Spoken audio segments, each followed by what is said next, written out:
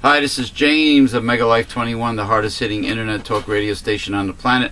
I'm here at the newsletter Censored Research Center in northeastern New Jersey, and we were with the Reverend Dr. William J. Eisenman. We were discussing about the public option, how the conservative Republicans and the media seems to be demonizing the terms public options and making the private sector controlling our health care such a wonderful thing, such a, like free market capitalism. It's almost godly to them.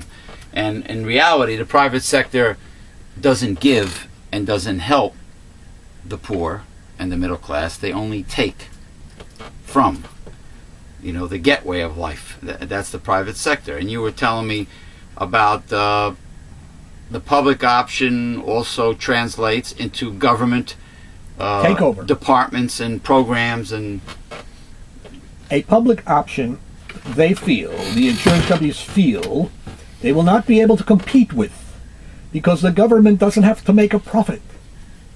So therefore, the government can pump any amount of money into it they want to keep it afloat, whereas a private company could not do that. Right. So that's what they're afraid of. What they're really afraid of is competition. Period.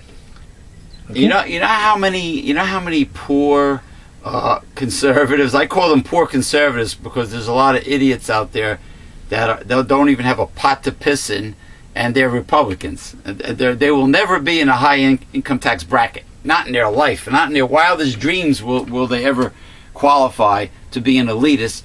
But they're worried about big government and high taxes. You figure. These people are sending me messages telling me that the government never efficiently ran anything. Right. Yeah, can't do anything. You right. need the private sector to run things the right way, and the government always failed at running things, which is a lie, because every time a Republican tries to privatize everything, it's a fiasco. Like former Governor Christine Todd Whitman with the Department of Motor Vehicles in New Jersey, that was a flop, right? Yeah. Privatization fails every time. Because privatization is not for efficiency. It is actually for giving jobs to people who are friends of the person in power. Cronyism. Greed. Nepotism, cronyism. all of it. Old-fashioned greed. And and like because I don't remember anybody coming to me in the internet explosion during the 90s. Right. I don't remember anybody coming to me and said, "Hey, Dr. Bill, you want your own ISP? You want to be an ISP?" I don't remember that.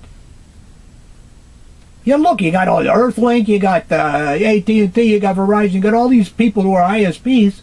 Well, where'd they come from? Friends of those in power, and those who made up the rules and regulations. But they didn't come to me or anybody that I know and say, "Hey, we got a position here. You want to be an ISP?" Yeah. So this is what we have. Privatization statistically failed every time. The public option is a good thing. Actually, what would be a good thing would be called the single payer method. That is, put everybody under something like Medicare. Right. Medicare. And that's it. It covers it like all the other industrialized nations. Medicare is like having national health care, socialized medicine, right? It works. The VA is also socialism. Yeah. Now, Medicaid is another story. That's a state-run program. Yeah, they don't pay the doctor nowhere near what they're entitled to. Yeah, but Medicare is an excellent example of how the public option works efficiently. I mean, and you know what? The rich should pay for everything. If they pay more in taxes... No, they just want to take everything. They still will be rich, by the way. You know what I mean? They just want to take everything. Yeah. Right? They cry because they're just greedy. The rich only want to take all the minerals from the ground and make money through them and off of them and everything like that, but then they don't want to give back. You see? They don't want to give back. They don't want to give back. Hey, what's with these people that I see on at the local post office, the Lyndon LaRouche people? LaRouche. You say he runs as A Democrat. A Democrat? Yes. But why is he tearing Obama's health care reform apart? Because that's what he does. He's a nut. So he's a Democrat, but he hates health care reform. He doesn't like it. To be a Democrat, you claim you're a Democrat and you get 50,000 or whatever amount of people you need to get you on the ballot. And you're a Democrat. He's probably pissed off that he never gets nominated to represent the Democratic Party. Because he's not supported by the Democratic Party. Right. The National Party. So what he is sour grapes, pretty much, right?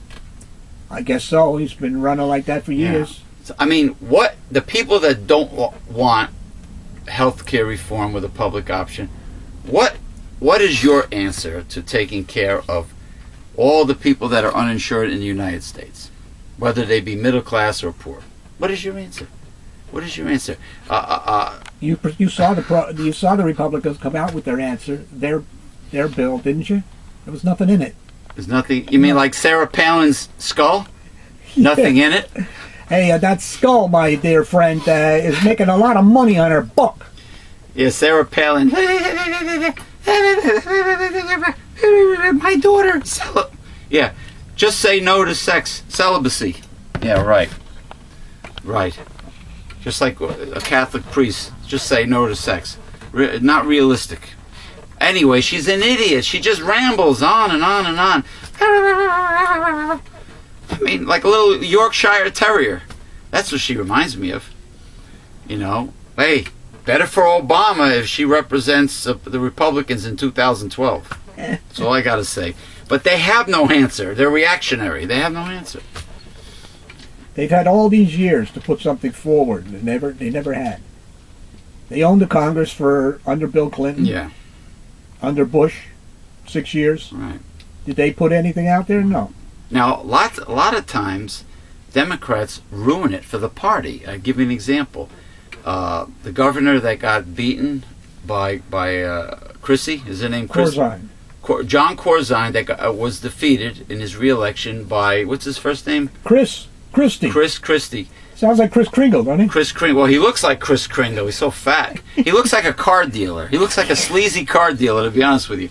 Anyway, the Republican beat John Corzine, Democrat. Well, John Corzine... in a Democratic state. In a Democratic state. John Corzine had super sky-high property taxes, the highest in the nation, and he never did anything to lower it. So, naturally, the people are pissed off. And see what happens? Democratic state votes Republican. Now they have a Republican. What do you think a Republican's going to do? He's not going to make the rich pay their fair share in taxes. He's going to cut probably education. Every state social program there is. He's going to cut. And he makes a statement in his speech. There's going to be big changes in New Jersey, and you're either with me, and if you're not with me. It's too damn bad, and blah, blah, blah, in a roundabout way. He's saying, this is how it's going to be. I'm going to make drastic changes. Well, I got news for him. The Assembly is Democratic controlled.